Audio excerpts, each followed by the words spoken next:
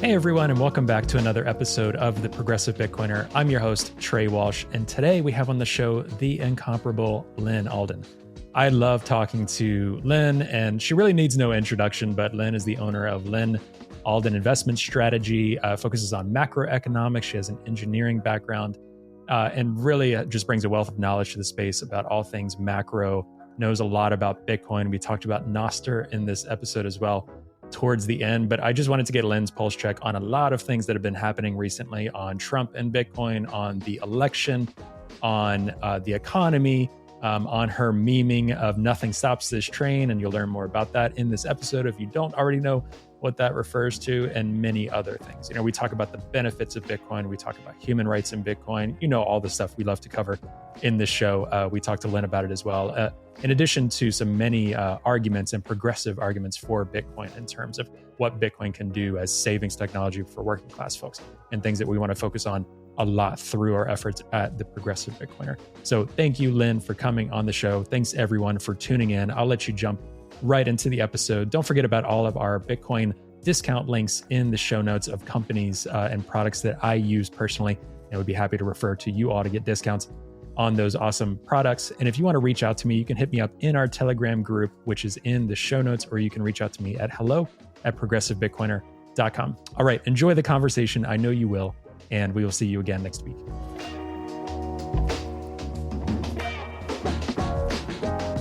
Hey, Lyn, how are you? Welcome back to the show. I'm good. How are you? I'm doing well. It's on this platform, at least. I know we've kind of talked and DM'd offline. Maybe it's been about a year. I didn't check right before this. It's been quite a bit since we had you on the show, and I've mentioned this to guests that I've even had on a few months between at a time. A lot has changed since I had you on, and I think there's so many different things that we can talk about in this episode. But a lot of our content and focus recently that people will know between now and the election has been Bitcoin, the economy, party politics, for better, for worse, Bitcoin's role in that, all sorts of stuff like that. So for those listening, that's something I definitely want to get into with you, Lyn, is all of these things leading up to the election. But I just wanted to first start at the top with, you know, the more recent thing in terms of the wave of adoption, cycle of adoption we're in with Bitcoin is, you know, Donald Trump a few weeks ago now, talking at the Bitcoin conference, setting that next level of Bitcoin adoption or wave, or talking about Bitcoin as a reserve asset, all of these other things, setting that up with a presidential candidate talking about Bitcoin, and then what the Democrats do or do not do with that. And now I understand your focus, your background, and one of the reasons I like talking to you is because I think you have an ability to take a step back and analyze things. So how do you view that in terms of where we're at with Bitcoin, Donald Trump, and politics fully here on either side? And I'm not sure we can put that cat back in the bag. So how are you viewing things like that at this moment? I think historic is probably the word I would describe. That it's a notably historic event for a former president and one of the just most famous or infamous people in the world speaking at a Bitcoin conference, right? And the conference got some criticism for getting so political and almost being like a political rally in some sense. But to your point of stepping back, if we broaden that to the set of all Bitcoin conferences globally, so all the ones in North America, all the ones in South America, all the ones in Europe, all the ones in Asia, all the ones there's ones in Africa now.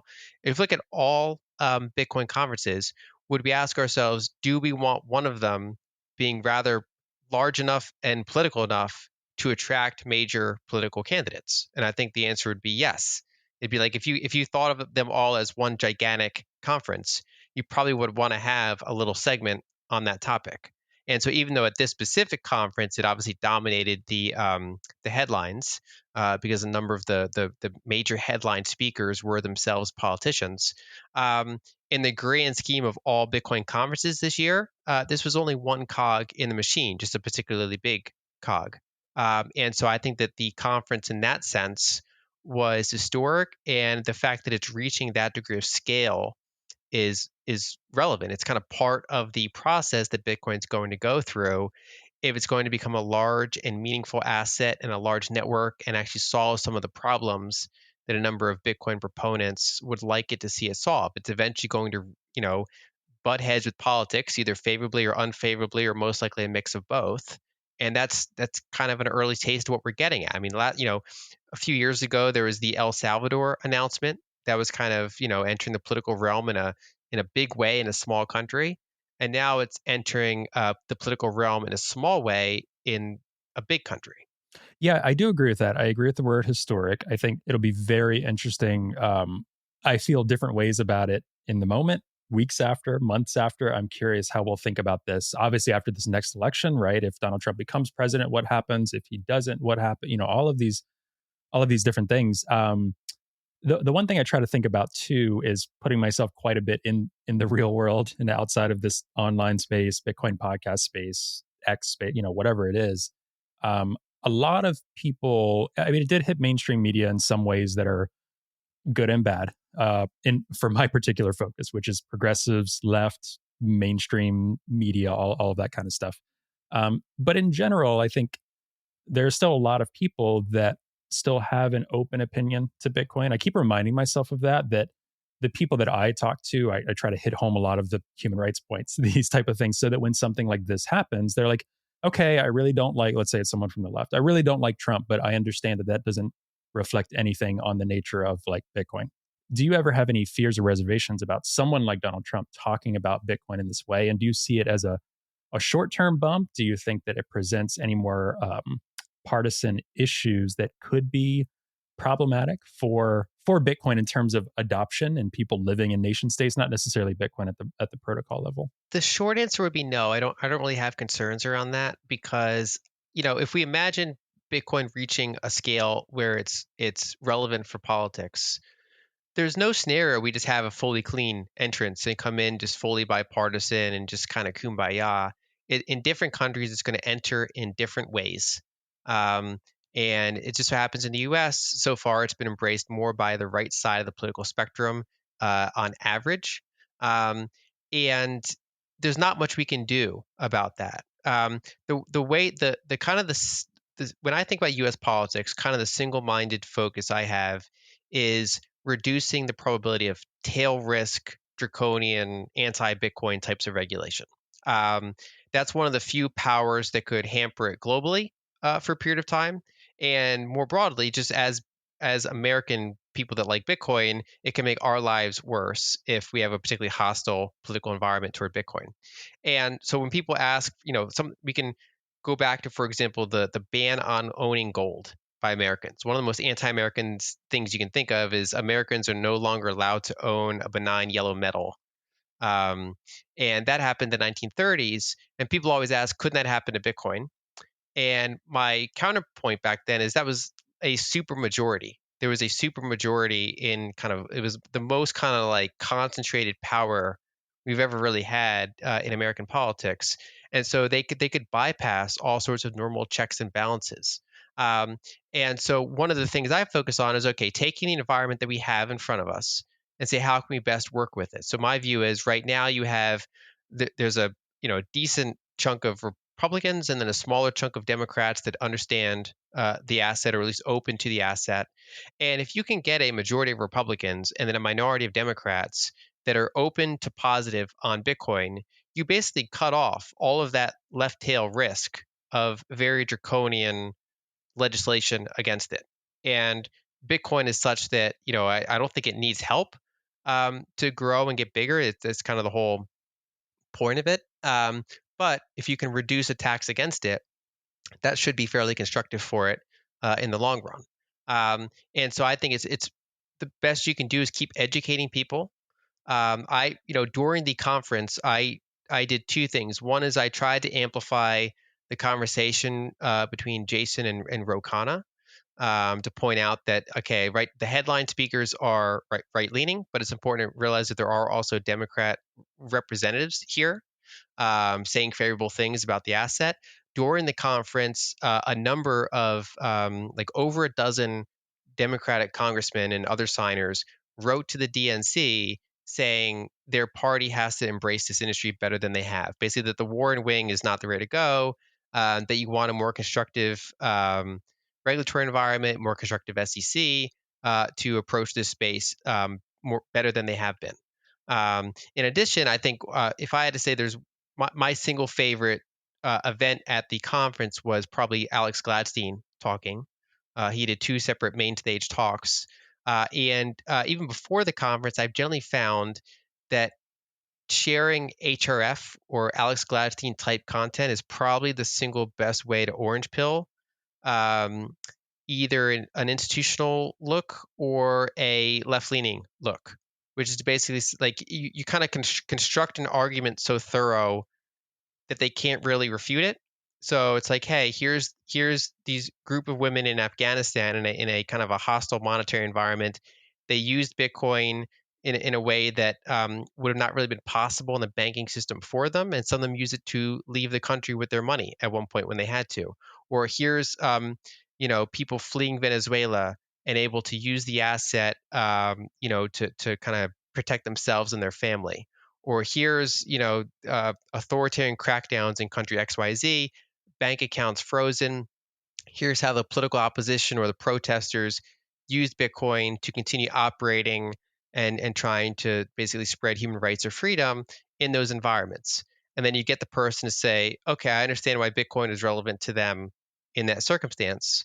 And kind of the whole point of what money is. Money is that which you hold, even if you don't necessarily need to consume it for its properties, right? So, for example, if you hold a gold coin, you might never ever expect to turn that gold coin back into a bracelet or back into some sort of electrical component in some sort of like high-end electronic.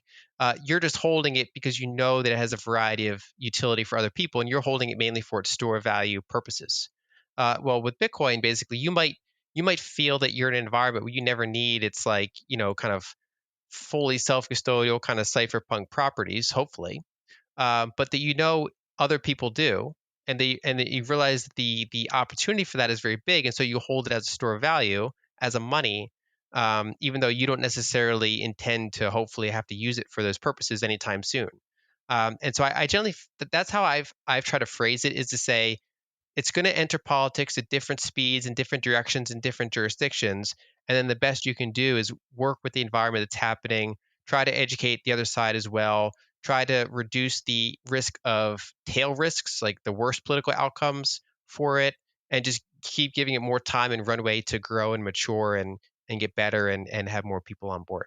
Yeah, I completely agree with that. And I keep thinking about something you said. I think it was on our show like almost a year ago now, was when we were talking about the importance of having Bitcoin not be and it isn't already. Like Troy Cross and others put out a great study that even showed what a lot of us on the left knew, but that Bitcoin ownership, looking at actually who owns it versus who's loudest online, these kind of things. Like how does adoption actually look? And it's quite bipartisan, nonpartisan. What, like, people are starting to see it as an investment vehicle, as an asset, whatever the case may be, and they might be less involved with talking on Twitter about it or whatever the case may be, which is great. That's what we want to see.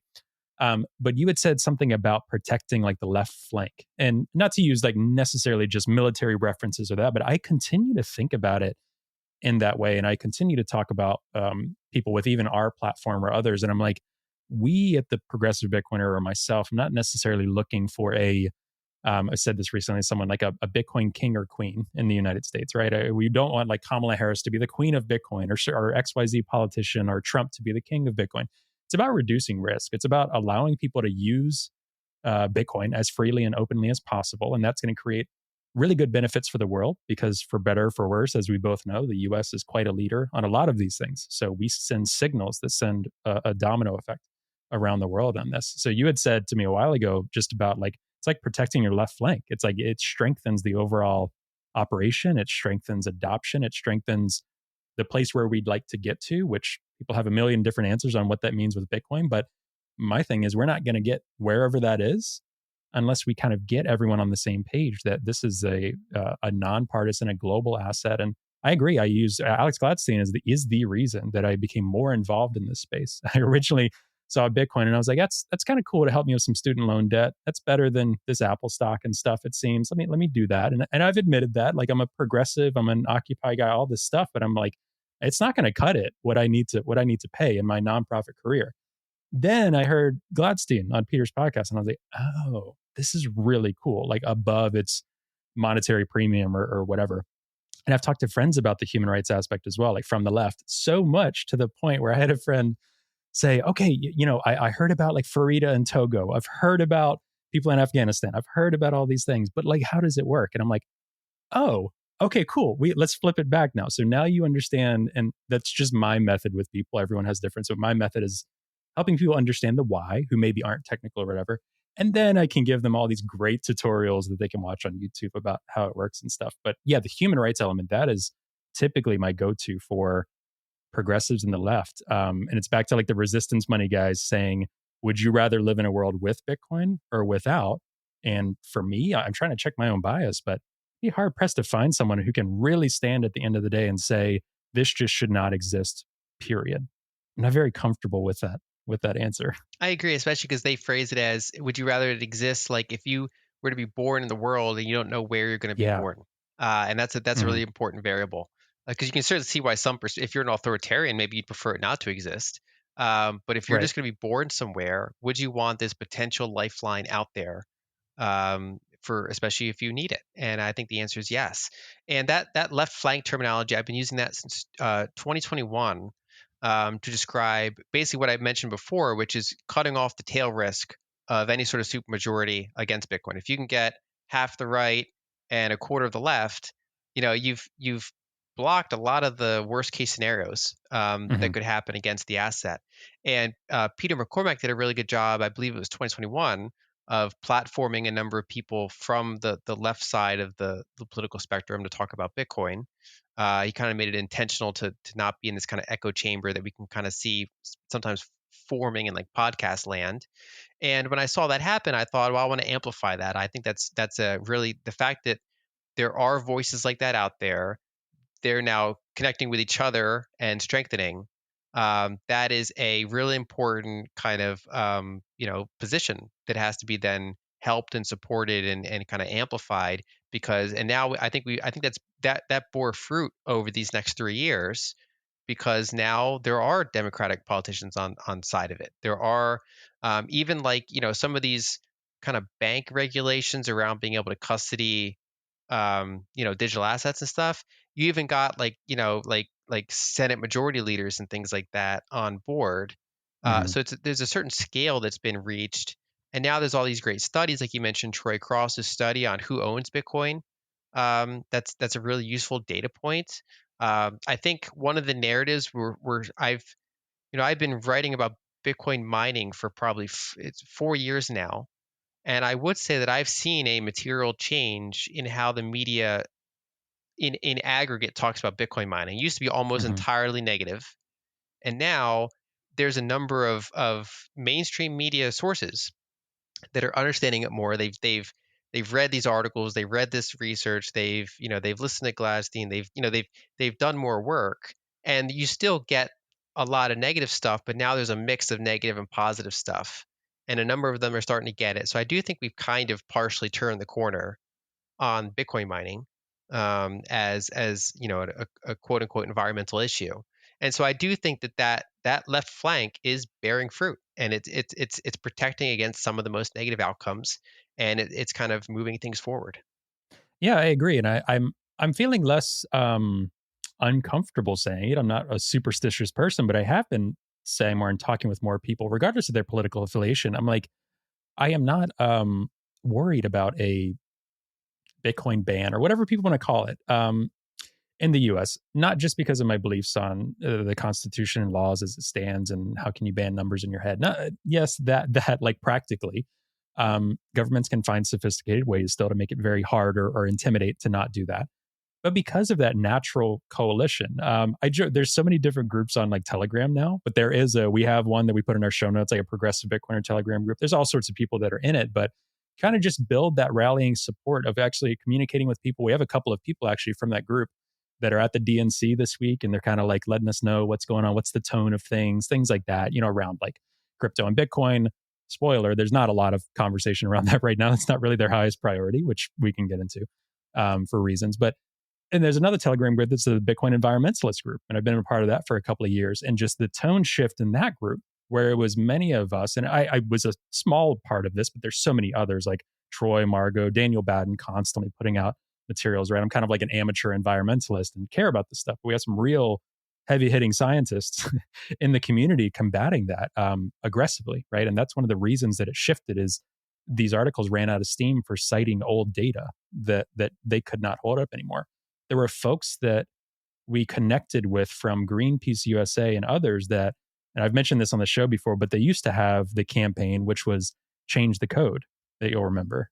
Now it's, well, and now it's even fading, but then it turned into clean up Bitcoin, right? Because change the code, they were clear wasn't the issue and was what wasn't, we were not willing to change about Bitcoin, that you change the code. It is not Bitcoin. Like proof of work is one of the most vital aspects of Bitcoin. And there were a lot of people that just started dropping like flies from that campaign that were reaching out to some of us, wanting to talk, wanting to chat, wanting to build bridges. And then they just left Greenpeace completely.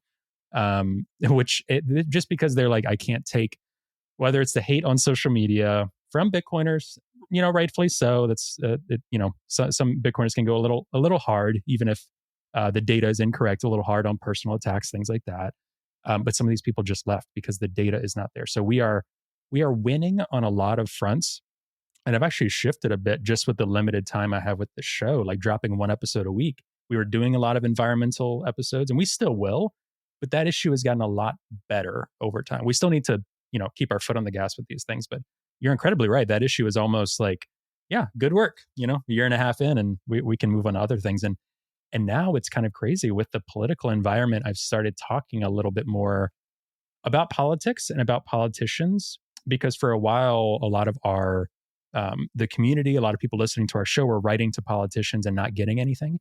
Now they're writing to politicians and saying, hey, Chuck Schumer is really pissed off and really wants to see some legislation on digital assets because we're going to lose to competitiveness with other areas, right? So now we're actually communicating with campaigns. We're actually communicating with grassroots efforts that I thought was another 2, 3, 4 years out. And again, we're not doing it because I think we need that or Bitcoin needs that. But it's like, the opportunity is there. We're just going to do that. Whether that was to Trump, whether that's to others, that is yet to be seen. But things are, in my mind, things are rapidly developing. And I'm curious if you feel the same way. Like in the cycle of Bitcoin, did you anticipate that things would move as quickly as it is? Do you think it's kind of right where you maybe thought it would be in terms of institutional adoption, peer adoption, government adoption? How do you look at that? I think there are a couple areas that are a little bit ahead or a little bit behind where I would have guessed. So, for example, institutional adoption's probably roughly where I'd expect it to be, given that they finally allowed ETFs, and it took literally the SEC had to basically lose a lawsuit Right. to have that manifest. Thankfully, there's kind of like, for the most part, independent, kind of rule of law, separate, independent courts. And so with the launch of the ETFs, there's more incentive for the financial system and institutions to understand it better.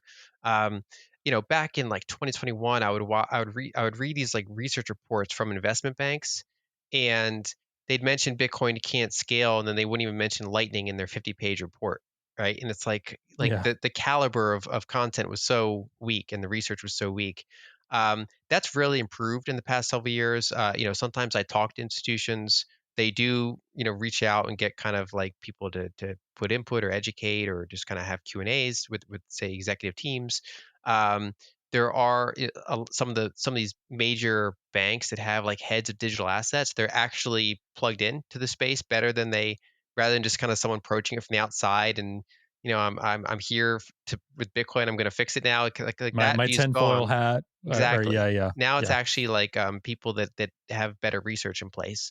So I think that's about roughly on track. I think there's a fewer number of small countries embracing it than I would have guessed. Um, so like you'd think there'd be more El Salvadors out there running Yeah. this kind of playbook. I mean the UAE has been there. The Kingdom of Bhutan is mining. Mining a lot. Yeah. Singapore has been kind of a foothold. Parts of Switzerland's a foothold. But you think you'd see other countries kind of tapping into this like cheat code, basically. hmm So I think and same thing for companies. Companies probably took a little bit longer than I thought. The accounting issues are hard.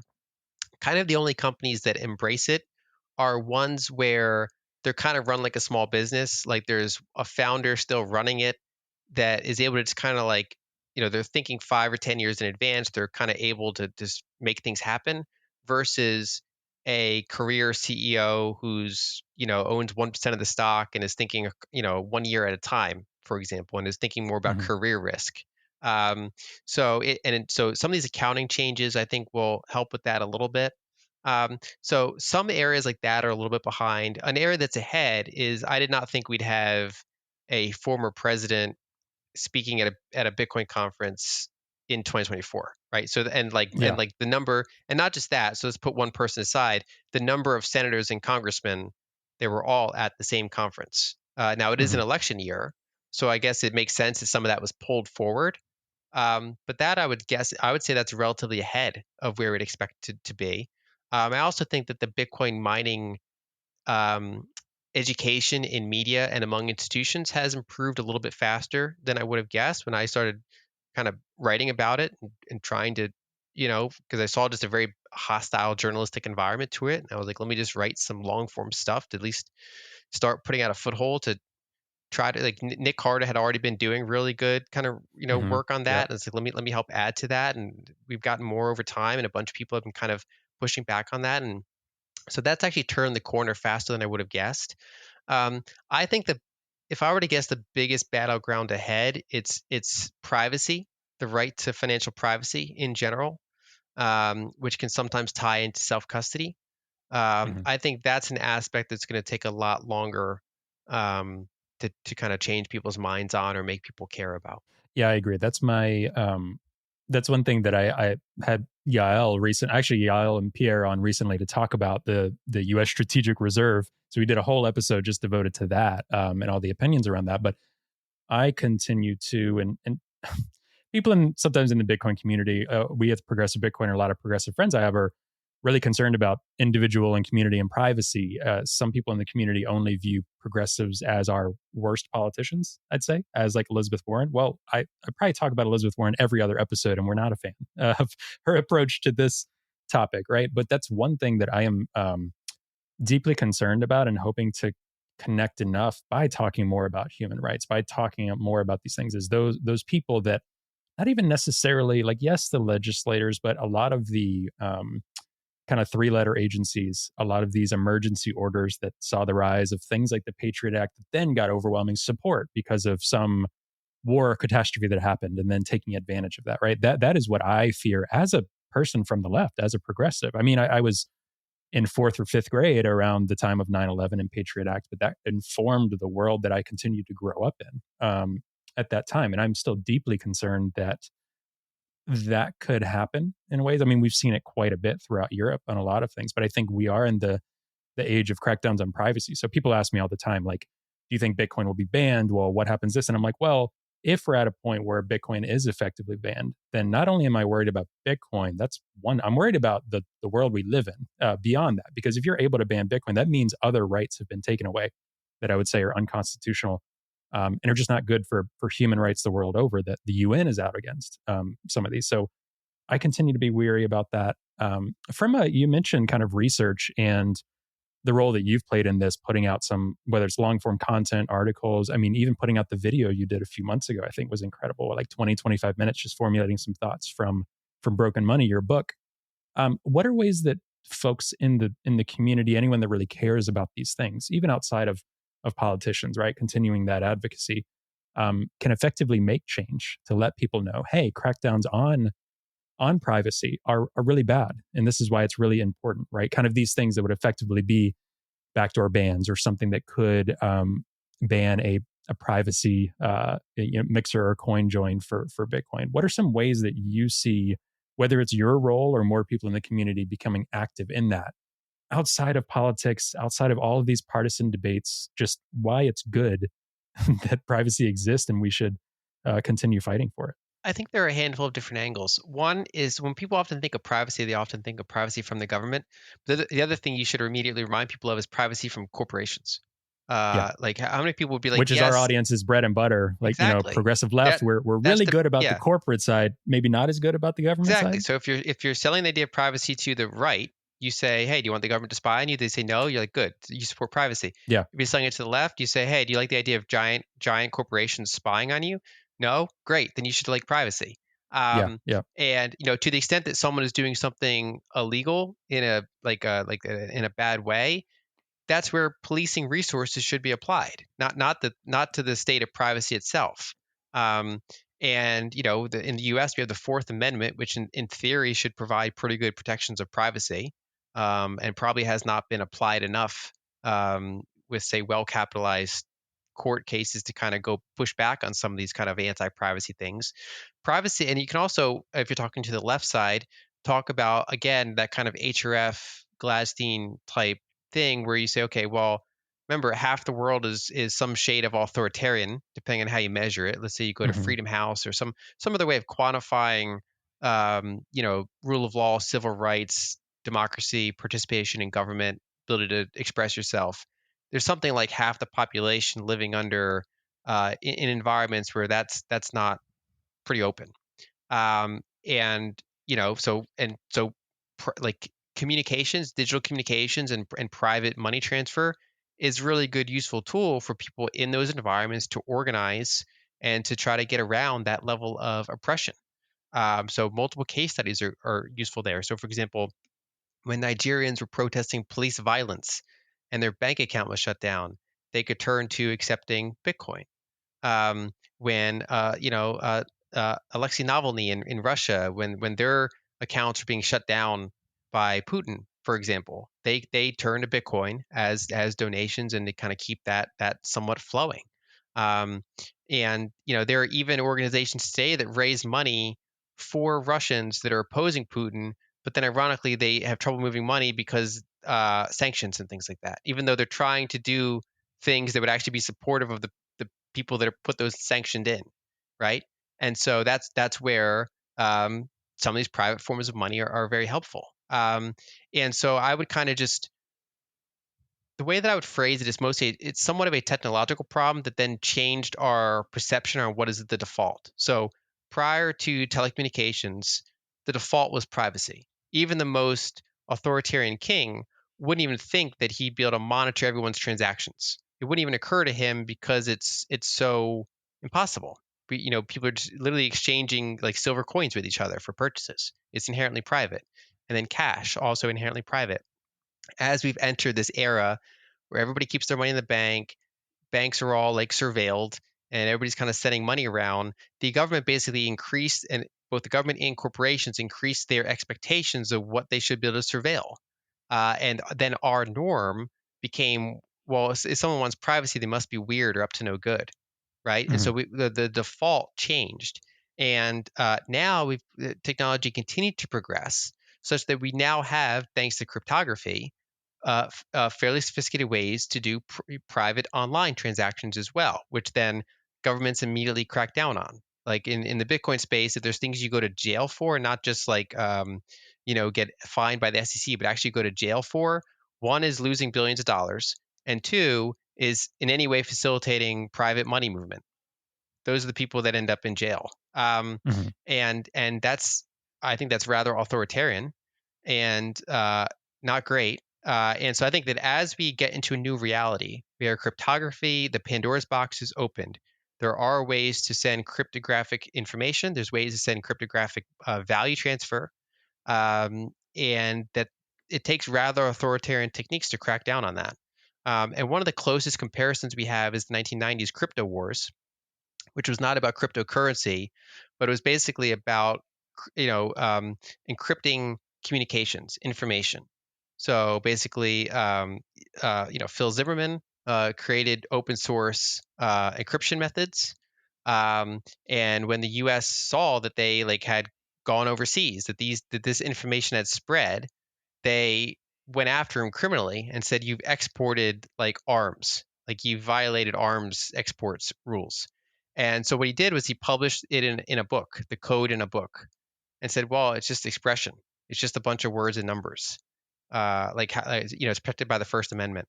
And that's a situation where David beat Goliath. Like the U.S. had to kind of adjust how it approached encryption because technology was just too bottom up, too available, and it took the optics and the expense of pushing back on it was not good.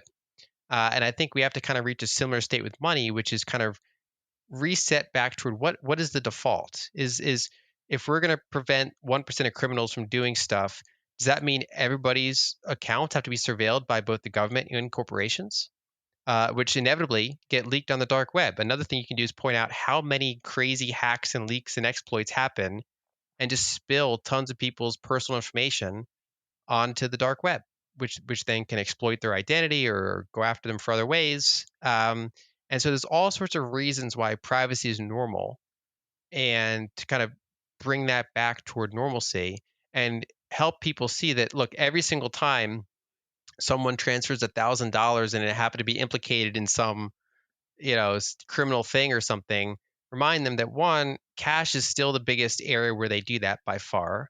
And two, the amount of rights you have to give up to make that impossible are so draconian that it's not worth it. And then instead, that's where other types of policing and other types of law enforcement or intelligence are useful to try to combat some of the worst actors out there without cracking down on everyone's privacy. Yeah, it's almost as, hopefully it's something that'll almost be as silly as, well, commuting to work Monday through Friday, post COVID now, where more people are doing that, is not worth the risk of one of the largest reasons for death or fatality in the US is automobile accidents, right? It's up there. So everyone should work from home all the time. That should, right? A lot of people like the freedom to work from home, but saying the risk is not worth it, right? People would be like, well, I mean, maybe it is. Yeah, they don't even view it that way. They don't even view it as, okay, I'm getting in my car today. Okay, I'm going to take the risk. I'm going to go out there, right? Like I feel that when I get in an airplane, even though I know the statistics are not on our side, where it's relatively safe. People think about that as well with cars. They're like, I'm going to be relatively safe. I'd like it to get to a point where we're thinking, no, not in terms of what are the bad things that could happen, but imagine all the good things and all the neutral things, just the daily life that is happening on a daily basis through these rails. And part of me too, because I talk with friends about this, whoever about this, we've gotten so comfortable and used to data being out there, people saying the assumption that, well, I'm sure they already have everything on me anyway, in terms of, well, social security numbers leaked again recently. People already think it's all out there. I think there's just a lot of people that live their life these days, like in the US, that just assume that, well, if they want something, they can get it anyway. And, well, my credit card company, they'll flag a suspicious transaction and then that'll catch it. So it's almost like people have accepted, it's already all out there. Everything about my life is out there, and things that are really important will be flagged, right? I think how do you think we can combat that? I think it's really hard to just talk to normal people about this. I think that's a really privileged position to have. Yeah, Basically very true. saying that we live in one of the freer societies out there. Basically, one of the low hanging fruit is, can you go to your town square and say your government's bad and make fun of them and not get like trouble, And not go to right? prison, not get beaten up. Yeah. Yeah. Can you do that peacefully? And in the United States, the answer is usually yes, you can. There's other countries where you can, and then there's a lot of countries where you can't, right? So people will say, oh, that country's actually free. It's like, well, okay, show me a peaceful protest where they make fun of their leader and see how that goes. And I would also use the argument of the like resistance money, right? To say, if you were born in the world and you don't know ahead of time where you're going to be born, would you want digital privacy to be an option available to you, right?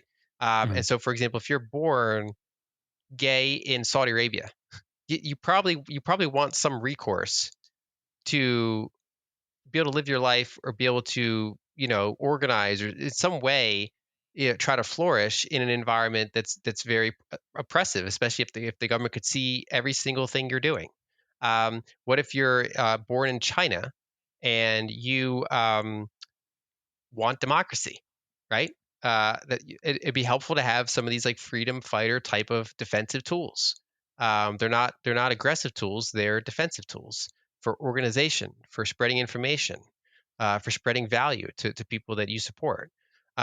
Even the world's largest democracy, India, there's been crackdowns on like political opponents, like bank accounts and their ability to talk on social media and stuff. Right now, one of the biggest takedown requests for Twitter X is from India, and they're actually allowed a lot of times. They do take down a bunch of stuff on the request of the government. Same thing for places like Turkey.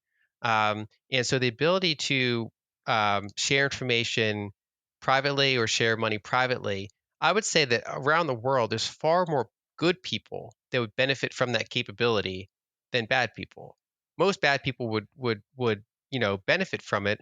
But what percentage of the world population is criminals versus what percentage of the population is minorities in oppressive environments, or democracy supporters in authoritarian environments, or people that just, they might be totally normal people and they just don't want a big corporation to surveil every transaction they do, monitor their location on a real-time basis, build really comprehensive databases and algorithms for how to manipulate that person to buy more things.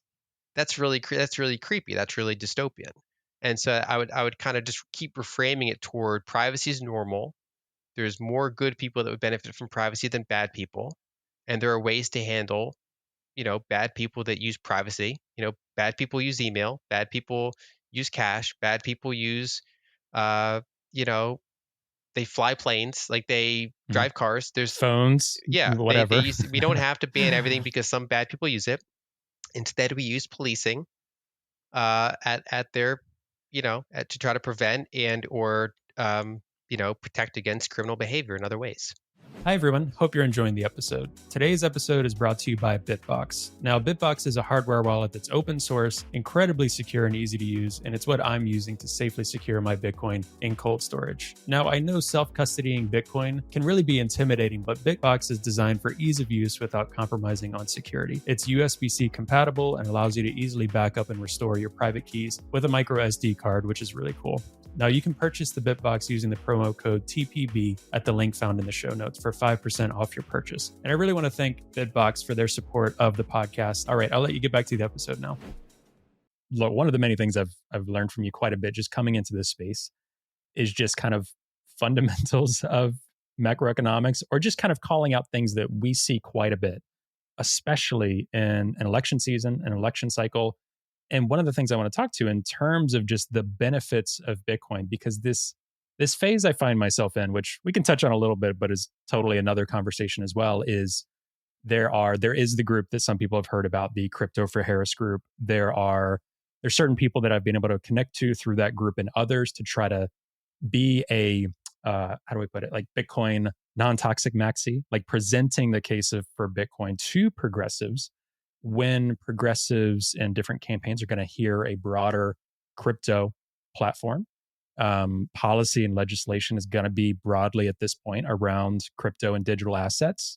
And I'm not necessarily trying to go into rooms and saying the US government needs to ban all crypto projects, only Bitcoin, right? That's probably not going to be very well received as well. So trying to do my part in that. But one of the things that I think I've found is I do have a lot of friends on the left and progressive that are getting a bit more into and open to crypto. And it's kind of almost this full circle of when I first really got into Bitcoin and started to really understand it early 2021. That was a spike of quite a bit of other crypto projects. Obviously, the blow up of FTX not long after that. All of these things. And I think some people on the left particularly might find a community or a group they're more fond of in another crypto project. They might say, well, Bitcoin as, this sound money argument, this gold, it's not really able to do the things that we want to do with other things, even though it's not even getting into Lightning and beyond that we've come to at this point. So one of the things I wanted to just talk with you and touch on at this moment is the Kamala Harris, their campaign. They actually just today, and I've just got a chance to skim over it, but kind of the Democrat priority going into the Democratic National Convention this week, and their economic priorities, their campaign talking points. And for better or for worse, these are the things that they've probably polled around and suggested that voters like to see them say something on. And each one has like a paragraph. It's not in depth. It's not representative of legislation that will get passed, all of these things. But Democrats are very keen on workers, on low income workers, on affordability, on all of these things that you've written a lot about, the inflation after COVID, the reasons for inflation, different monetary tools, different, global trade, all of these things that led to kind of inflation that we're seeing today. Workers' rights, all of these things around workers. So I wanted to touch with you on Bitcoin, the properties of Bitcoin, and what would potentially make it a very good thing for workers or low income workers in the US that Democrats really are trying to appeal to say life is really hard. It's really hard to afford things. Inflation is ravaging all of these things. Why would that group of people be interested in Bitcoin? Because a lot of folks on the left see Bitcoin today and they still think, some of them might think Donald Trump, some of them might think super rich and privileged to be able to own this amongst many other assets, or they just might not be interested at all in comparing it to their daily life. So, what do you see as the role, short term, probably long term, for Bitcoin as it relates to like workers and low income individuals, and not just wealthy elite that Democrats are not going to be interested in thinking through, or Democratic voters are going to be like, yeah, we're not into that. Yeah, I think that's actually one of probably the more challenging aspects to articulate, because I would say most of the benefits are potentially longer term, Yeah. and painting a vision that they might not be on board with right away. I mean, in the near term, it's a useful asset that they can hold. People can dollar cost average into it in very small amounts, often more accessibly than they could stocks, or similarly accessibly. Um, it's generally easier to market Bitcoin on the edges, which is to say, if someone is, in an authoritarian state, or in Argentina with runaway inflation, it's easy to explain either to them or to others why Bitcoin's useful in that environment for the everyday Hmm. person. If you're in Argentina, Bitcoin is, you don't really have access easy access to U.S. stocks. You don't have if you're working class, you don't really have access to offshore bank accounts, right? Like the wealthy in Argentina do. Instead, things like Bitcoin and stable coins serve as a lifeline for people to save money in that kind of hostile monetary environment. And people that are, again, trying to move money out of failed states, or trying to, hold money in a place where their bank accounts get shut down if they say the wrong thing, right? So that's a fairly low hanging fruit. Then the other end of the spectrum, if you're explaining to someone on Wall Street why Bitcoin's good, you can just show them the performance, show them the characteristics, explain why it's worth owning, and how it's a useful investment product.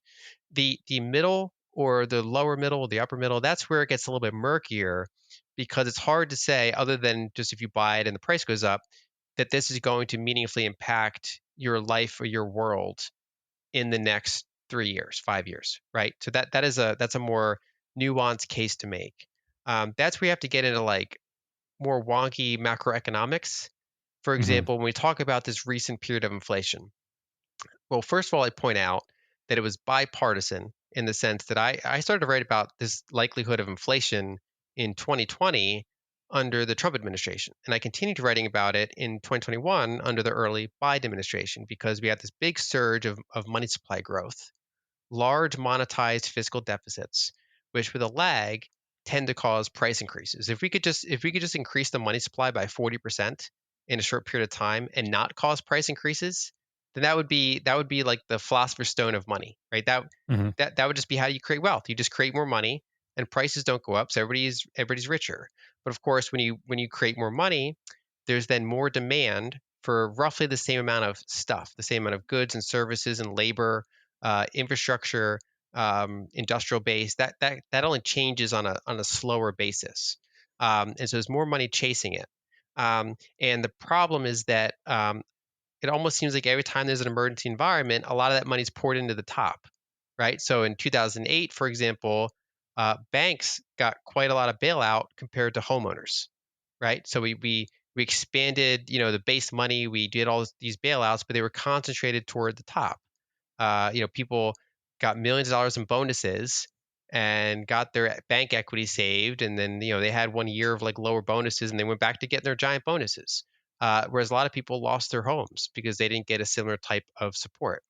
And then in this recent period with COVID, for example, there was that more broad-based support, but then they still found ways to kind of inject it more into the top. And so one of the programs that I point to is the PPP program, Hmm. right? On its surface, it sounds good. We're bailing out smaller businesses.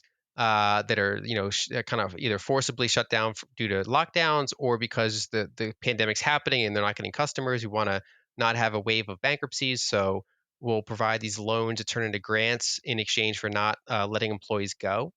But the issue there was that they weren't really focused on certain industries. Like they weren't just restaurants and hospitality. They were a very broad-based set of businesses. They didn't really do any sort of checks because even the logistics of checking would be hard. They didn't really do checks for, are you actually going to fire people if you don't get this money or not really? And so the end result was law firms, technology firms, investment firms got like $1 million PPP loans that turn into grants when they were just working from home fine. They were continuing to operate. They were continuing to be profitable. They didn't really intend to fire anybody. And so that just goes to the bottom line of the multi-million-dollar owner or owners, shareholders. Um, and there's been studies on this that published it, and they said, the cost per saved job was multiple six figures. It saved very few jobs relative to the amount of money printed and spent, and the vast majority of the financial value went to people on the upper end of the income spectrum. So that was basically, middle class people get a multi-thousand-dollar stimulus check and a multi-thousand-dollar child care tax credit, but a wealthy business owner gets 100,000 or 250,000 or a $500,000 or even $1 million support. Basically, that's a gigantic stimulus check. And then there were corporate bailouts, and there were all sorts of other things. And so one of the arguments I make for Bitcoin is that it's, holding money that people can't print reduces the opaqueness with which your savings can get diluted.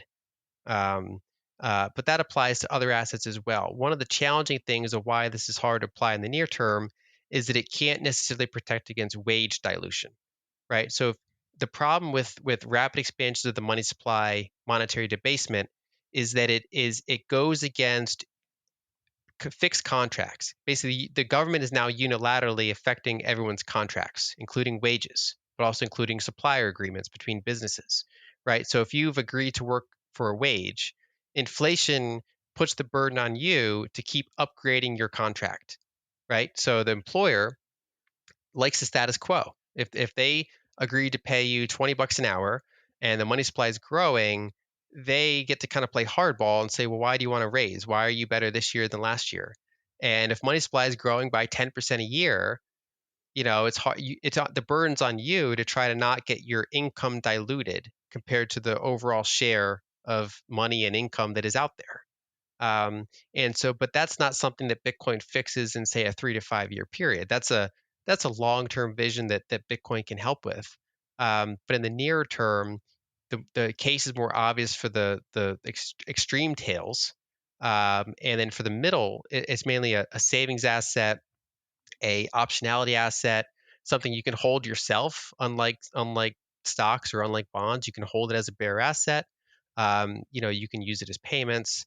But it is admittedly harder to make the immediate case for a lot of those certain groups. Yeah, I figured that'd be the answer because it is. It's one of the hardest things for me to talk about. I think for anyone thinking super thoughtfully about this, I know there's a lot of quotes and things we like to say, and Bitcoin fixes everything, Bitcoin fixes it. But there's so much that, especially me being on the progressive side, I'm very adamant about. Well, I believe the government should exist. I believe taxes should exist. A lot of these things, that's kind of a starting point for some Bitcoiners. I'll debate, but even more so, the reason that over a long enough time horizon, Bitcoin is a parallel system, because the current system, if that changes in a really harsh way, that's going to hurt millions and billions of people around the world in pretty dramatic ways, more so than they already are, right? And I'm not saying there's Bitcoiners or people in the space outright saying that should end tomorrow and being very vocal about that. But thinking really thoughtfully about how do we unwind or alter something while also onboarding, let alone the technical limitations that we're still figuring out with Bitcoin and drastically improving. That's a really, really tricky thing for me. And this is a nice segue to what I wanted to talk with you about in terms of a meme that you love putting around. It's not, it's a statement. You meme it all the time, like nothing stops this train. Like constantly putting that out, probably for a while, but more and more recently. First of all, for folks that don't know, why do you say that? What is that in reference to?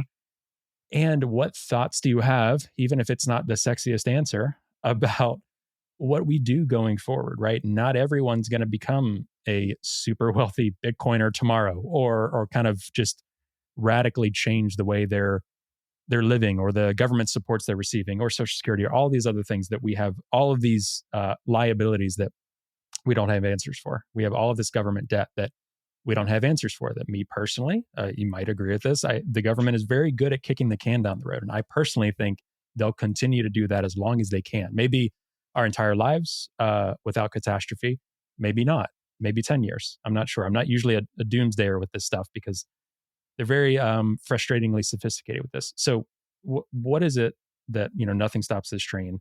And then what are you looking at in terms of ways for us to cope with that, and countries and nations to cope with? We'll focus on the US specifically, with $35 trillion in debt, an affordability crisis, inflation slowing down, but it always feels a little too soon to say that sometimes. How are you viewing these things these days? Right. So as a bit of background, in 2019 and 2020, I started focusing on the topic of fiscal dominance, which is to say that the U.S. fiscal deficits are getting structurally larger as a share of the economy, and there's very minimal way that they're ever going to shrink. The public debt to GDP is very high, which constrains the effectiveness of monetary policy, and you start to get an interest expense spiral. So for 40 years, we've had rising debt to GDP, and the whole way along, people have been saying the debt's going to be a problem one day, the debt's going to be a problem one day. Decades go by, and it's still not like a major acute issue. And part of that is because we've had 40 years of structurally falling interest rates. So if you double your debt, but you cut your interest rate in half, your interest expense is still very manageable. And that's basically the process we've been doing for 40 years. Well, the problem is we bounced off zero interest rates, and now we're going sideways to up, while our deficits are bigger than ever because our demographics are worse than ever, and our interest expense is actually starting to matter. So when you no longer have that structurally falling interest rate environment, the fact that you have structurally rising debt to GDP and larger deficits actually starts to matter. Um, and so that's and like there's other ways to quantify it. So there's different sources of money creation. There's monetized fiscal deficits, and there's bank lending, for example. And in most of, call it the past 50, 60 years, bank lending, there's more net bank lending than fiscal deficits in a given year, outside of kind of brief recession environments. But increasingly, we're entering an environment where deficits are bigger than total bank lending that year. Mm. Basically, the And I just fist. threw up the debt clock, as Lynn can see, for folks who Yeah. might be watching, just throwing up the debt clock, which is always very overwhelming on the surface, and these colors. Like, just a few figures here, like interest on debt, 922 billion.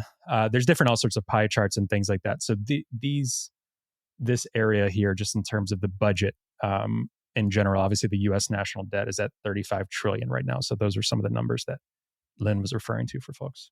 Yeah, so we're in this environment of now structurally high fiscal deficits.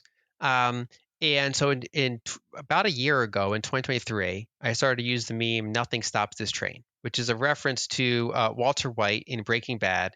I don't want to give too many spoilers, but basically toward the end of the show, um, some of his partners were like, maybe we should slow down, because he was like selling drugs in the show, and he became like this. Shocker, spoiler alert. Yeah, yeah. People, it's an old enough show. So he's like a kingpin now, and some of his partners are saying we should slow down, we should do this, and he's like, no, nothing stops this train. We will keep it flowing. Nothing stops this train. And so it's a really kind of like famous scene, and I apply that to basically the fiscal deficit. That there's virtually nothing that is going to slow down, like meaningfully slow down the structural large fiscal deficits that the United States has for the foreseeable future. And there's a couple of reasons for that. One, a lot of it's just demographics. It's accumulated decisions. Social Security used to have like 3.5 workers paying for every retiree. Now it's down to like 2.5 workers paying for every retiree. Um, the retirement age usually used to be somewhere around life expectancy. Now life expectancy is like way higher than retirement age. It's just how things have worked out mathematically. Then there were the Iraq wars and the whole kind of Middle East conflict. You know, I think Brown University estimates that all things considered, it was something like $8 trillion of costs especially when we include things like, the lifetime of veterans benefits because of all that, and the kind of the Homeland Security apparatus and interest expense on the liabilities that we did. Yeah. So And do you know if that was prior to the kind of, great financial crisis in 2008, that 10 trillion? Because then also there's kind of the inflationary environment they're after still that. they're still updating that. So that's actually Yeah. Okay. that's like, say, maybe an estimate from 2-3 years ago. Gotcha. Um, But still yeah, and a ton of money, it obviously. Yeah. continues to accumulate because interest is still building on it, and kind of the full effects are still working their way through the system. So basically, the structure of the entitlements, the sheer scale of kind of, I would argue, unproductive military spending, um, Hmm. has really kind of accumulated into this really high public debt to GDP ratio. Um, and now we have a very polarized political environment. So this isn't the 90s anymore. This isn't the 50s anymore, 60s. Hmm. This is a very polarized environment.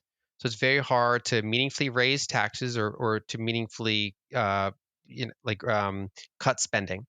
Even in the Republican Party, if you look at their actual platform this year, protecting Social Security and not going after it is now in their party.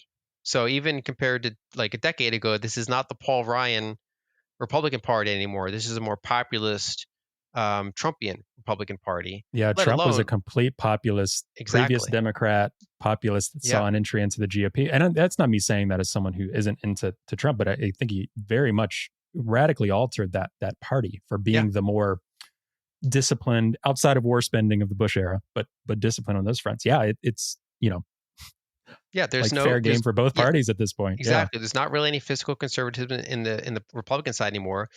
The Democratic side certainly doesn't want to go after Social Security. The only thing they want to go after is drug prices, which is an area to go after. But there's no meaningful. If anything, they want to expand healthcare to more people from the government ledger.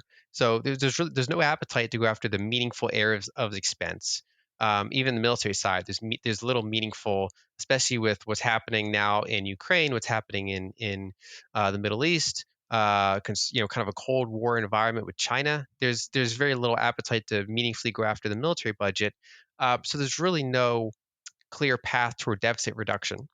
Um, Studies have shown if you get up to something like 130% debt to GDP, it's very hard, like it's virtually impossible to get out of that without some degree of currency devaluation. Basically, there's a default's going to happen, although it need not happen nominally. It can just happen through purchasing power, which is to say, like if you own bonds going into the pandemic, you got every dollar owed back to you, but your ability to buy almost anything else went down. You can buy less house, less gold, less stocks, less Bitcoin, less paper towels than you could if you had held anything other than bonds, right? And that, I think, is just kind of the early start of a long term, not great purchasing power for bondholders. Um, and the further complicating thing is that even if somehow lawmakers came together and did some grand bargain and brought the deficit from 6% of GDP down to 2% of GDP, um, in the US, our tax receipts are so tied to asset prices, unlike actually a lot of other countries like Europe or Japan, our tax receipts are very tied to asset prices, just because partly it's the wealth concentration and partially it's because of how our executive compensation works. And so if we do austerity and we likely end up slowing down asset prices because of it, we risk hurting our tax receipts and therefore widening the deficit anyway. It's a very complex like knot to untangle. And so that's why I say, in all practical reality, there's really no stopping this fiscal train. We're going to have very large deficits as far as the eye can see. Sometimes they're probably going to be monetized by the central bank in order to keep them flowing, in order to keep the treasury market liquid. And that's kind of a background inflationary aspect that goes against any other deflationary offsets that there are, like productivity increases, you know, um, all these other things that are happening. There's this kind of background component there. And even in a fairly benign environment like Japan, for example, unlike the United States, they have structural current account surplus. They've got the most public debt in the world, and their currency devalued pretty significantly over the past couple of years. It's actually one of the contributing factors to why their prime minister is resigning. Um, and if you were in Japan, going back to how this could benefit a working class person, any Japanese person holding Bitcoin protected their global purchasing power, better than almost anything else you could have owned as a Japanese person. So Japanese people right now, it's harder for them to travel abroad because of the exchange rate. It's harder for them to buy imports because of the exchange rate. But if they were holding Bitcoin, they've done quite well. And that's, Japan is not some sort of, Mad Max catastrophe. It's a developed country that's going through demographic issues and currency issues. It's deep into fiscal dominance, even more than the United States. But the U.S., when we get to Japan's stage, we're going to be doing it with a structural trade deficit, not in a current account deficit, not the current account surplus that they have. So we could actually run, and we have more political polarization than Japan. So, I think that the developed world in general, there's more polarization in Europe. There's more polarization in the U.S. We're getting more and more debt on most of our public ledgers, and that this is a long-term spiral. And to your point, they can go on for a very long time. This is not something that blows up 2 years from now. This is a long-term structural background thing. I go to Egypt every year, and over the past, if you look at their inflation data going back to 1960 or something like the 1960s, their average has been around 10 or 12% inflation. They've never hyperinflated. They've managed, compared to many other frontier markets, they've managed to hold it together in that sense. But the average inflation was something like 10%. The average money supply growth was 15 to 20% a year. And lately, it's been on the higher end of that. They've had kind of inflationary crises. So that people have been dealing with 40% inflation. And life goes on, and people still go on vacations. They still go to take their kid to childcare. They still run their small business. They still go to the hospital and work as a doctor. Life goes on, but it's this background annoyance that is hurting them. And those that are positioned for it protect themselves, because the wealthy already have many options to protect themselves. The wealthy own property that is leveraged with the currency that's shorting away, right? So they borrow the currency, they buy property, and the equivalent of a mortgage gets inflated away, and they own the property. Or they go and buy foreign assets. They buy S&P 500. They buy gold. They buy things. They buy Bitcoin. They have all sorts of ways to protect themselves. The further you go down the spectrum, the more people don't have ways to protect themselves. They can't just buy the S&P 500. They can't just buy, there's all sorts of frictions. But if someone in Egypt owns Bitcoin, they've kind of protected themselves against a lot of that issue. And so whether it's an extreme environment, a middle environment, or just this kind of like developed market fiscal dominance, gradual currency devaluation environment, it's so far been one of the best ways to protect yourself. Yeah, and I was talking to my wife about this a couple of days ago. And this is a very layman's term view of it, because on top of that, and I don't know how much, there's obviously a lot of principles and things behind what I'm about to say, but there's also the notion of, I'm not saying that on some sort of Bitcoin standard, those that have Bitcoin and use Bitcoin, there wouldn't also be like loan and money lending and all of these different things, right? People have many different views of this. Bitcoin banks have been talked about for quite some time. And I think a lot of that would exist. But the notion, and I'm curious if you actually know some data or could point people in the direction of certain data, the notion of even credit spending and the amount of loans and things like that. So not only is, just say in the US alone, affordability is really tough. I live in the Boston area, one of the most, the hardest to afford just daily life in the country, especially just home prices and things like this. A lot of people that I know personally are using a lot of credit card debt, a lot of just spending above their means. So it's really hard. I mean, obviously the, different Affirm and Afterpay and whatever these pay later programs have just skyrocketed since COVID and beyond. I've seen some of the statistics. Some people will say, okay, it's not too out of the ordinary. Others will say this is the worst crisis ever. And those are kind of the two extremes of it. But there are quite a few people that their paychecks are not cutting it to afford life, but they're racking up credit card debt. They're doing what they need to do to get by.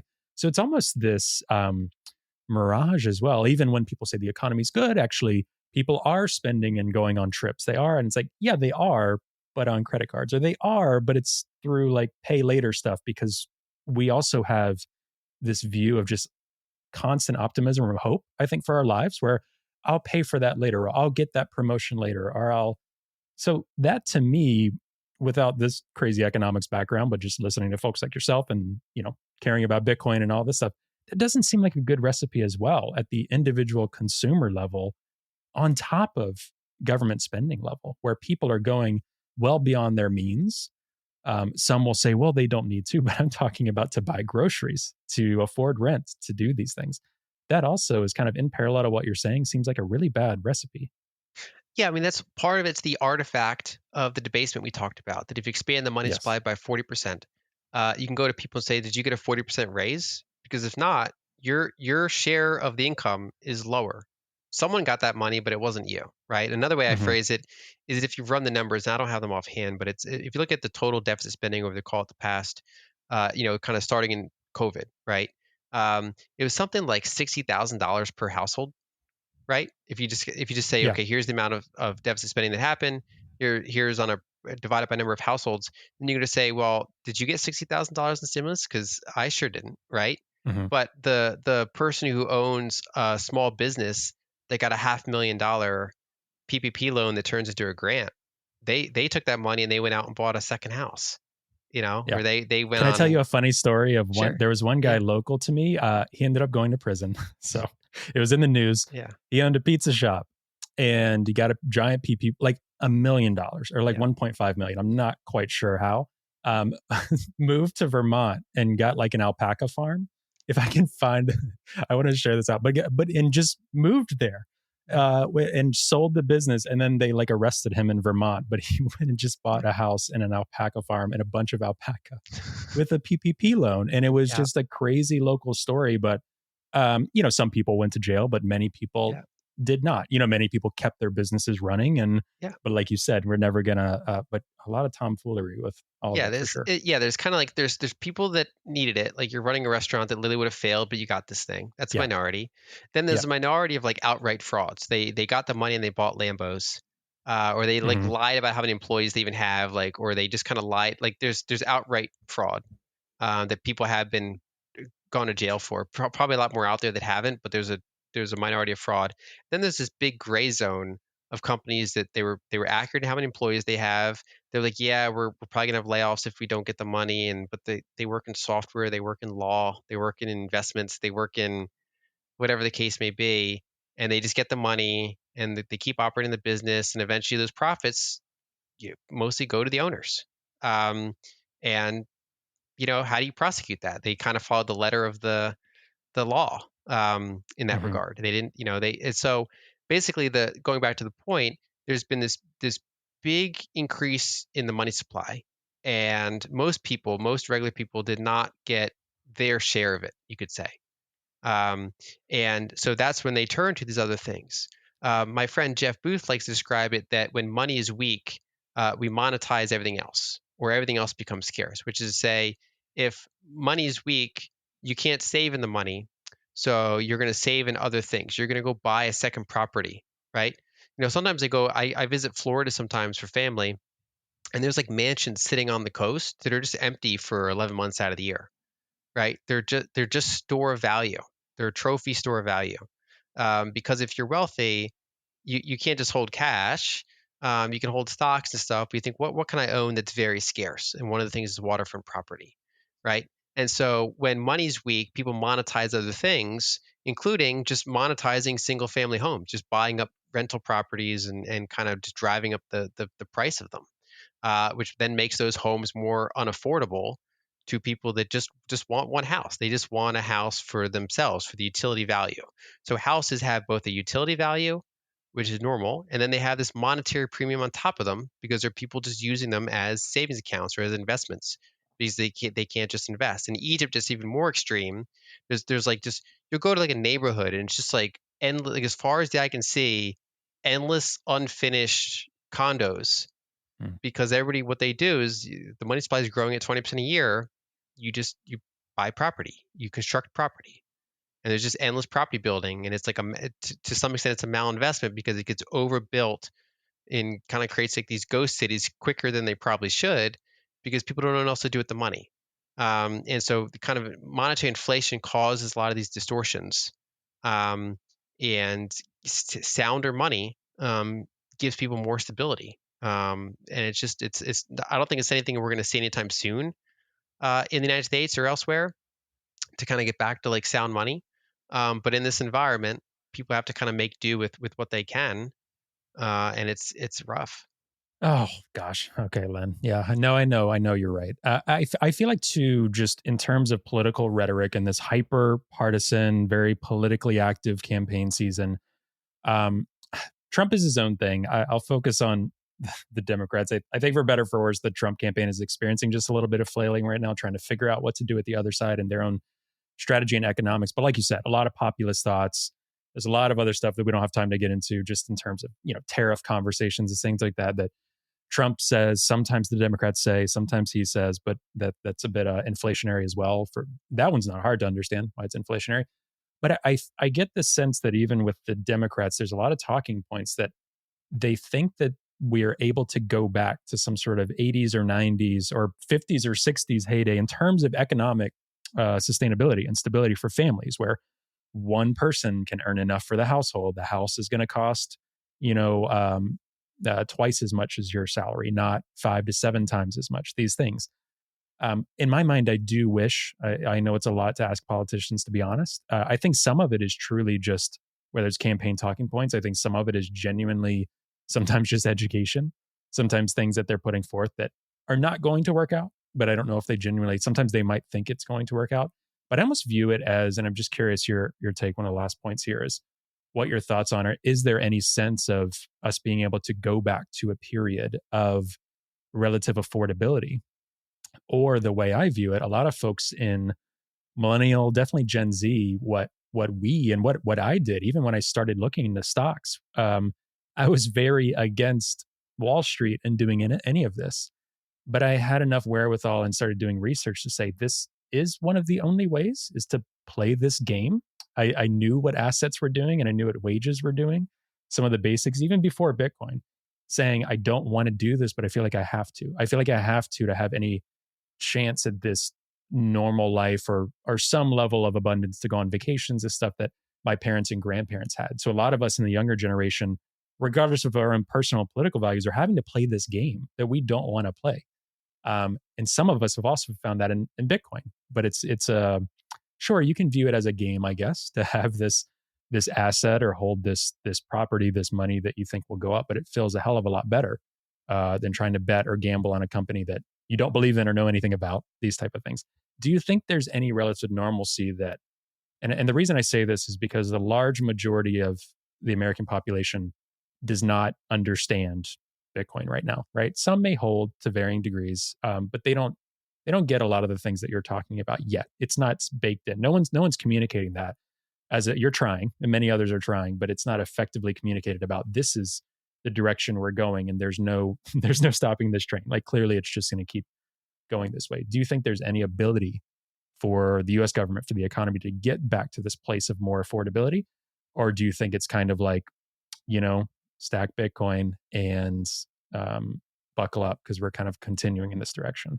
So I think there's pessimistic and optimistic side. I think the pessimistic side is that transitions take a long time, and that I don't see this kind of difficult period ending like in the next few years. I think this is going to be when you go through sovereign debt issues and you go through very polarized political environments, there's no easy button, right? This is a long process that sometimes you have to kind of hit rock bottom before you build yourself back up, or at least the environment does. And so I think that's kind of my negative take there. That's kind of or the realistic side, I would say.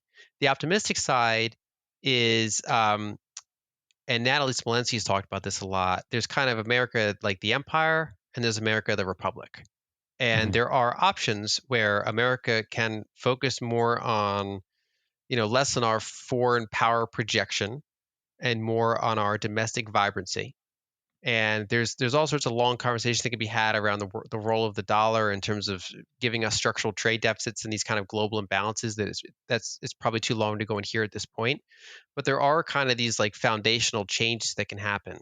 Um, and it is true that a lot of people don't understand Bitcoin, but also a lot of people don't actually understand the dollar. Like they Mhm. use the dollar, But if you say, okay, well, what is a repo facility or a reverse repo facility? Well, those are core aspects of how the dollar system works.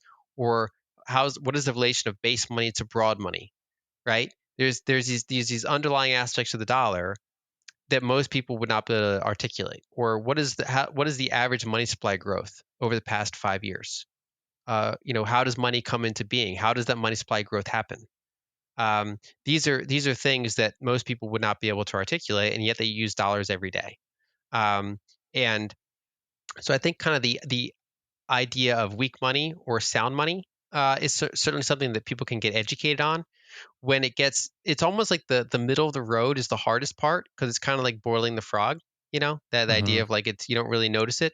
If you go to Argentina, they're very financially savvy because they kind of have to be, right? I mean, you learn pretty quickly if you save in the currency, you're going to get wrecked, and you have to put it in something else. Whereas if you're in a more benign environment like Japan or Europe or the United States, you're getting very slowly rug pulled. All the contracts that you denominate things in, your wages, they're slowly getting devalued. And if you're not able to keep up, which is very hard to do because of the rate of money supply growth and trying to articulate that to your employer, that's a And challenge. they won't understand, by the way, the No. employers, right? I think some people are like, especially on the left, are like, oh, greedy employers, Yeah. greedy corporations. I can point them to some of your tweets that have been good recently. A lot of the employers don't understand. They think, oh, yeah, we've been pretty good with raise increases. Yeah. You got 4% last year. You got inflation slowing. Yeah, inflation's up like 45, 50%, depends on where you live as well, since 2020, like 4% my ass. What are you talking about? Exactly. And the businesses, I mean, their expenses are going up too. And it's like basically there's more money supply in the system. A lot of it wound up in a kind of a small number of hands, and basically people got diluted, and they're going to probably keep getting diluted. And the more quickly you learn about how that system works, I would literally just plug my book, Broken Money. There are books out there. There's ways to educate. It's just realistically, it's going to take a while for more people. But the more they understand how the money system works, the more they can learn, at least around the margins, to protect themselves, and to understand where to direct changes they want to make, right? To understand the root of the problem. A lot of politicians will go after surface fixes, right? Rather than the root of a given problem. And the more you understand the system, the more you can go after the root of the problem. I think during transitional phases, that's where being knowledgeable in something is really useful. Whereas in an ideal case, when things are going well, you shouldn't have to be an expert on money or investing. Kind of like if my car is working, I don't have to be an expert on how my car works, right? If I'm trying to invent the car, I got to be an expert on it. If I'm trying to be a car mechanic, I got to be an expert. And it's nice to know a thing or two, like the basics around a car, but I don't need to like understand all the details of how a car works. And in a good money environment, money just works. Money is sound. But because money's broken to either moderate to or severe degrees, depending on where you are, there's like more of an edge that you get from understanding how that money system works. And so I think that'd be my advice to people, like you said, the working class, the middle class, kind of on the extremes, it's easier to explain it to people. But if they're somewhere where they're trying to work, they're an expert on their field, but they don't not an expert on money or an expert on whatever else. It's like I'm not an expert on a bunch of other things. This is an environment where it does pay to put more time than average into understanding money and the sources of money creation, the competing types of money, how monetary philosophy, monetary history. Reading a handful of books over a couple months, I think is really helpful in at least kind of contextualizing the transition as we go through it. And I do think that on the other side of this, especially if there's enough people that are educated on the subject and that can articulate things better and understand what's happening, there is an optimistic future ahead. It's just going to go through a period of turmoil first. Yeah, and I would like as many people to understand it as possible. I mean, if I can, anyone can, because I have a sociology humanities background. I was like putting two and two together. I'm not trusting corporations. I'm not crazy about state of the government and things like that. Let me see what these Bitcoiners are talking about. So people ask, "Oh, can the left or progressives understand whatever a concept they have of that?" I'm like, "Yes, because I did." And in the U.S. So I think that that speaks waves. And I think too, like just reading your book, I think we mentioned resistance money. There's so many more things to understand these days. There are so many more texts to read, which is really great and relatable. And when I was saying understand money or understanding Bitcoin, one of the things I think a good litmus test is like what happened recently with the yen, Japan, like when Bitcoin kind of over what an 8-day period went down like 20%. If you didn't, how do I say this? If you didn't feel anything, if you didn't like question or think anything, I think there are certain drawbacks of Bitcoin where you're just like, yeah, you understand it. I think there's still a lot of people that keep coming in that are very trigger happy, that view it as another asset, view it as another crypto. But if you, I posted on Nostr and some people got a little, maybe not frustrated, but I said Bitcoin, even for people that don't like Bitcoin, you don't even have to like Bitcoin, but view Bitcoin as like an insurance policy because it seems like this system is not heading in a great direction in terms of savings, in terms of, so even if you just view Bitcoin as an insurance policy or just as a like, this will do something different than this. I think that's a good way for people to also enter. I've talked to some people about it in that way, and they're starting to enter it that way. They're not full blown maxis. They're not understanding these other things, but they're viewing it as like, I'm not sure about this over here. Bitcoin is different, so I'm gonna view it that way. Yeah, I think that's it's early adopters, and I still think that this is an early adoption phase, just because Mm-hmm. there's like statistics that show hundreds of million people globally own it, but that includes people that own like $10 of like dog, $5 on yeah, Coinbase. and Yeah, like it might not even be Bitcoin, it could be like dog themed tokens, right? sure. Yeah. So the people, like a number of people that have meaningfully like owned a non-trivial amount of it for their relative net worth, or that have taken self custody at one point or have sent it to someone else, that's still a very low number. Or the people that can tell you, what is the halving? How does the halving work? More, back, elevator pitch on how does the halving work, right? Or Mm-hmm. what are the pros and cons of proof and work versus proof of stake? Or whatever kind of, why are the block times 10 minutes roughly? Why aren't they 2 seconds? Why, like, so, or why does Bitcoin not do 10 times more transactions on the base layer than it currently does?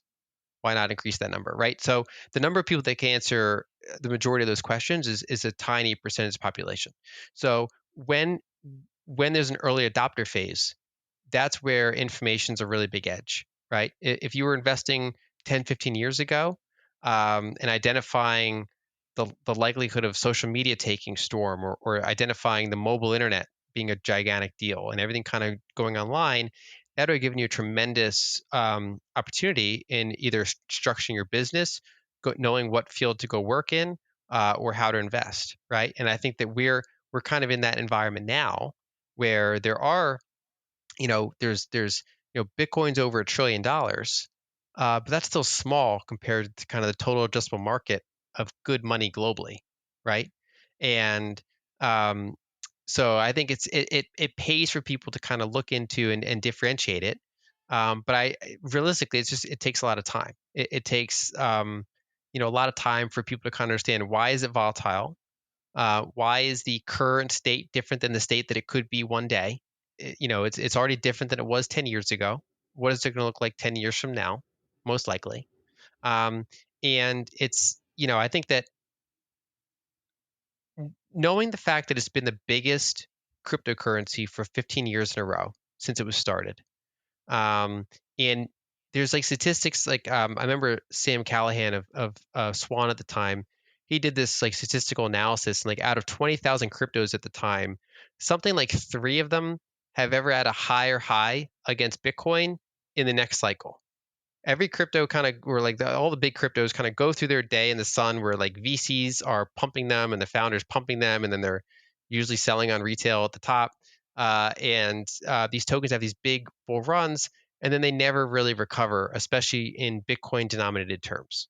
There's only been like three that have managed to do it like once, right? They get two cycles in. They have a little bit more oomph to them, and those statistics are just terrible, right? So when one currency's been the biggest for 15 years in a row, when nothing's really kind of gotten ahead for more than a cycle at a time, at the outlier two cycles before rolling over, and when you see the network effects and when you see the stability, when you see that it's changed its rules, like little to minimal compared to other cryptocurrencies that change their rules on a regular basis. There's just really two separate categories. There's Bitcoin, and then there's kind of everything else. Or even there's three categories. There's Bitcoin, there's stable coins or crypto dollars, and then there's everything else. And I think that's kind of the way to categorize the space. Yeah, I would agree. And that's a message we want to keep putting out, especially as Democrats might become more favorable, let's say less hostile to Bitcoin. I'm feeling a bit more that there's going to be some less hostility. I think Elizabeth Warren is being kind of pushed to the side, especially by Chuck Schumer and others. They're like, all right, we gotta we gotta move on here. But the biggest phase we're in is let's not get too carried away with, well, this other crypto is going to, and I try to talk about it in terms of that as well. Like if you're looking for sound money, smart money, a good way to save, a thing that's really globally interconnected in all those stories. There really is nothing else like Bitcoin, and just look at it on the merits. And then most other crypto projects are VC speculative tools. I think that is a fair factual statement, and few others maybe have specific use cases that maybe I just disagree with. Other people might be better well versed in that. Maybe they're not necessarily scams, but they're very different than the functionality of Bitcoin. And I think that's something we got to keep putting out there. Lyn, thank you so much, as always, for supporting the show, for connecting with me. I will say, too, there's few people in the space, such as yourself, that you're early adopter on many things. One, Bitcoin. I think you're incredibly smart on a lot of things in a very, I hate saying the word partisan, but it's just the world we live in with US politics and all of this stuff. Like you're someone who I can refer my friends to learn about things in the space. Someone who I think is really has ability to take a step back. And I think that's gone very well, obviously, for you in the past few years, just in terms of your audience and things like that. But also, you're an early adopter on Nostr, and there's very few of us on Nostr. So taking that jump, I think, will not literally pay off, maybe, but in years to come, there's not many people that are willing to utilize that as well. So I think that sends such high signal. At least for me, a bunch of us were excited when Lyn's on Nostr. She's getting more involved in Nostr. But I don't want to hold you too much longer. But just if you want to, we've done many episodes on Nostr, and we'll continue to with Rabble, Ben Arc, so many others on the show. But what is it for you coming from the world of macro land, coming from a lot of success and visibility on X and on traditional social media? I think X is probably your only other spot, right? Like that in your newsletter. What for you was interesting about Nostr that made you come to Nostr and be posting there? So a couple things. One is decentralized social media, and not like in the fake way, but actually a pretty substantial way. So you're not on Um, Truth Social or yeah, not any of the just others? yeah. People get so far. There's been all these band-aid fixes. Someone's like, I don't like the perceived bias of this platform, so I'm going to make a different platform with a different bias. But it's still a Yep. centralized social media with a bias, right? Or like a collection of people, which is fine. It's basically a big forum. There used to be. I remember I go back long enough in the internet that there were just multiple small forums that people would post on, and they could be a thematic forum. It could be, and that's kind of what these other social networks are. They're kind of their own big forum that has people running it. And what Nostr is actually decentralized social media. There's no, it's a protocol, like an open source protocol. It's not a company. There are companies that can build on top of it and improve it in some ways, but the actual ecosystem itself is open source and distributed. And in addition, people can own their own identity. So, for example, if they want to use one client to access Nostr and they decide I don't like this algorithm or I don't like this interface, and there's this other program over there that is accessing Nostr as well, and I'd like their algorithm or I like their interface better, you can take your private key and go over and use that other client instead, and bring your followers with you. Who you're following comes with you. Your content it's a shared identity across multiple different applications, kind of like how all of our emails, like if I use Gmail and you use Yahoo, we can send emails to each other and we can switch. This is even more extensive than that, because if you switch from, say, Gmail to another email provider, you might not be able to bring your email address with you. You might not be able to bring your follower, your existing content with you. Whereas Nostr, you actually can. And so it's kind of the most credible way I've seen so far to do decentralized social media. And I do think, one of the things I worry about is social media algorithms and what it does for us. Like what it does to us as a society. People act very differently online when they don't have the tempering social cues of the real world.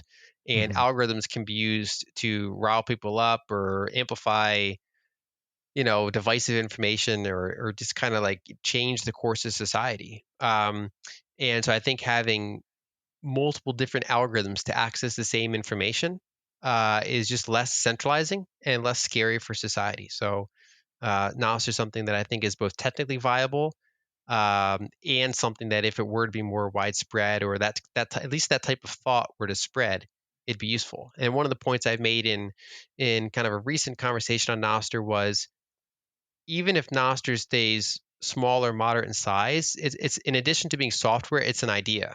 Kind of like how Bitcoin is both software, it's actually a functioning network, but then it's also an idea. It's 21 million coins. You can send it to other people, no one can stop you. You can self custody yourself. That's, Bitcoin has kind of a verbal rule set, like a language that extends even beyond its code.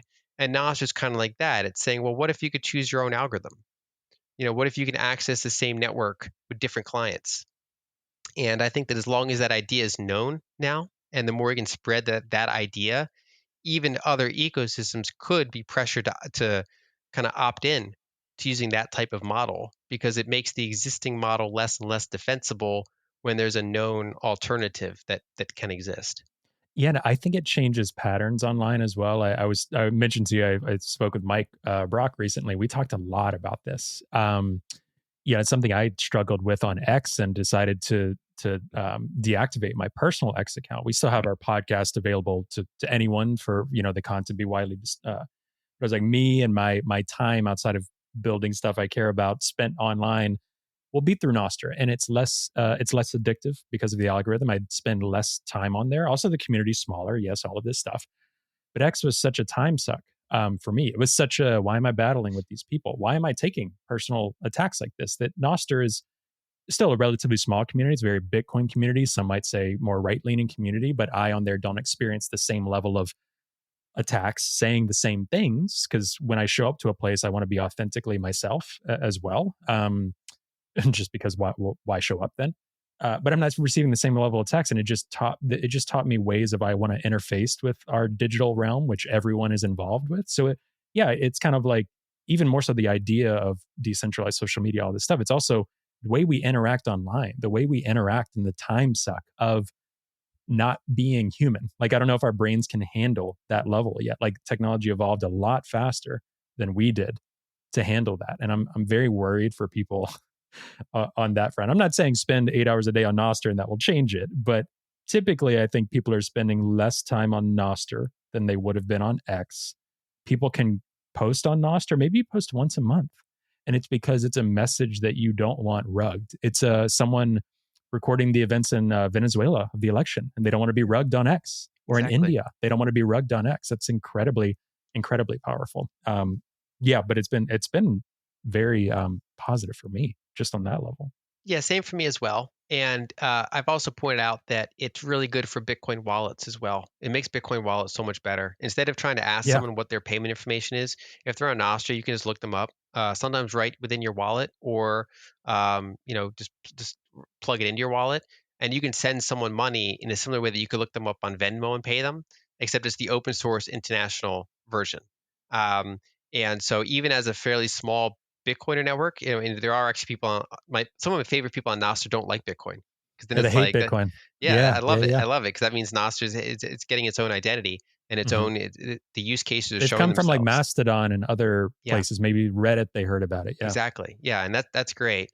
And for the Bitcoiners that are there, even to the extent that it stays fairly small and Bitcoinery, it makes Bitcoin wallets better, because it may like I could look you up and pay you. Like if we share an Uber, I could, and you like paid for it, I could then just look you up on Nostr and just re- pay you back, rather than saying, hey, can you send me like a Lightning invoice, or hey, what's your Zelle, or like I can just look you up and pay you. That unilateral payment discovery is really powerful.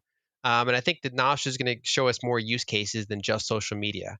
But I think owning your own identity, being able to interoperate move around to different applications, different algorithms, different user interfaces, and then also have payments built into your social media experience in a way that's open source and just kind of under the control of no individual entity. That's just a super powerful concept, both in practice.